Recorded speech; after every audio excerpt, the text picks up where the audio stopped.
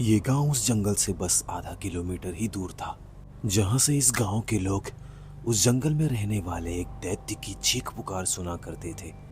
और कई बार तो गांव के कई लोगों ने उस हैबतनाक दैत्य को जंगल के किनारे खड़े होके गांव की तरफ देखते हुए पाया है।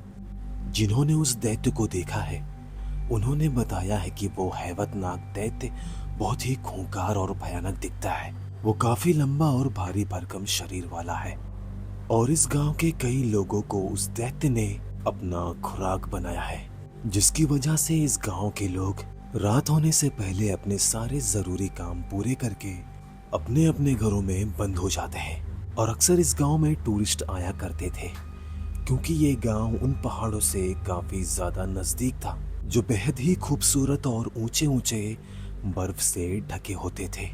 एक रात की बात है, आज से 2-3 दिन पहले इस गांव में टूरिस्ट आए थे। टूरिस्टों को यहाँ 3 दिन हो चुका था और उन टूरिस्टों को इस गांव का ये नियम बहुत ही अजीब लगता था। तो एक रात गांव के सभी लोग अपने बाहर के सारे कामों को जल्दी जल्दी निपटा रहे थे। लगभग सबके काम हो चुके थे और वो सभी दरवाजा बंद करने की तैयारी में थे।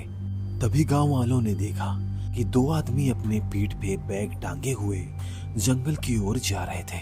गांव वालों ने उन दोनों को जंगल की ओर जाने से चिल्ला चिल्ला के मना किया, लेकिन वो थे कि अपनी धुन में आगे बढ़ते ही जा रहे थे। उन गांव वालों को मनगढ़ंत कहानियां बनाने वाले और अंधविश्वासी कह रहे थे, लेकिन गांव वाले उन दोनों की किसी भी बात का बिल्कुल भी बुरा नहीं माने। वो अभी भी उन दोनों को जंगल में न जाने से रोक रहे थे, लेकिन वो दोनों गांव वालों की एक भी नहीं सुने और हाथों में टॉर्च लेके जंगल की तरफ बढ़ते चले गए।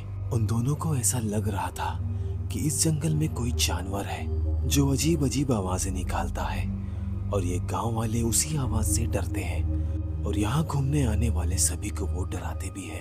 लेकिन उन दोनों को ये नहीं पता था कि जिसे वो एक जानवर समझ रहे हैं, वो एक वहशी और आदमखोर हैवान था, जो अब तक ना जाने कितने इंसानों से अपने पेट की आग बुझा चुका है। अब वो दोनों लगभग जंगल के करीब पहुंच चुके थे। काली घनी रात थी, जंगल में चारों तरफ सन्नाटा था। धीरे धीरे वो दोनों जंगल में पहुंच गए और जैसे ही वो जंगल में पहुंचे तो उन्होंने महसूस किया कि यहाँ इस जंगल में ठंड कुछ ज्यादा ही लग रही है। और सबसे पहली बात तो ये थी कि जैसे ही वो दोनों जंगल में पहुंचे तो उन्हें टहनियों के टूटने की आवाज और किसी के भागने की आहट महसूस हुई। फिर वो दोनों इधर उधर टॉर्च घुमा के देखने लगे, लेकिन उन्हें वहां कोई भी नजर नहीं आया। उन्हें अभी भी यही लग रहा था कि शायद कोई जानवर होगा। तभी उन दोनों में से एक ने अपने बैग से एक हैंडी कैम निकाला और वहां का सारा नजारा रिकॉर्ड करने लगा। वो दोनों जैसे जैसे जंगल के अंदर जाते जा रहे थे, खामोशी और गहरी होती जा रही थी। वो दोनों लगभग जंगल का आधा हिस्सा घूम चुके थे, लेकिन उन्हें उस हिस्से में खून के धब्बों और मरे हुए जानवरों के हड्डियों के अलावा और कुछ नजर नहीं आया।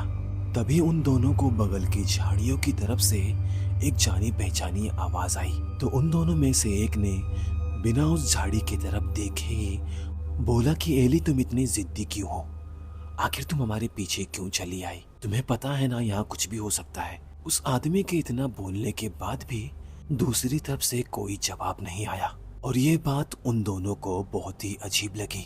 वो दोनों एक दूसरे का चेहरा देख रहे थे और फिर उन झाड़ियों की तरफ अपना टॉर्च पॉइंट किया। टॉर्च को पॉइंट करते ही उन्हें 2 आंखें नजर आई जो लाल आग से चमक रही थी।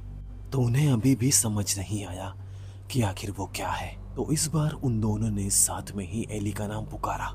तो इस बार उनका नाम पुकारना ही था कि वो दैत्य उन झाड़ियों में से निकल के आके उनके सामने खड़ा हो गया। और जैसे ही उन दोनों ने उस दैत्य को अपने सामने खड़ा देखा, जो इतना भयानक और खूंखार था, तो उनके माथे पे इस कड़ाके की सर्दी की रात में पसीने चमकने लगे। उन दोनों का ही गला मानो एकदम सूख गया। वो दोनों फटी आंखों से बस उसको ही घूर रहे थे।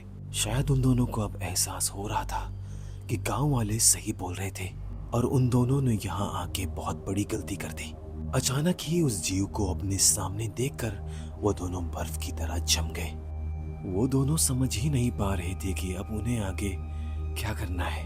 और अब सच में वो कुछ भी नहीं कर सकते थे। अब जो भी करना था वो दैत्य करता, क्योंकि उस रात बर्फ ज्यादा गिरी थी। जहां पैर रखते ही घुटने तक पैर बर्फ में घुस जाते थे और उस बर्फ में भाग पाना तो बिल्कुल नामुमकिन था। लेकिन उन दोनों ने भी भागने की नाकाम कोशिश की। वो कुछ दूर तक भाग के तो आए, लेकिन उसके बाद वही हुआ जो हर बार होता है।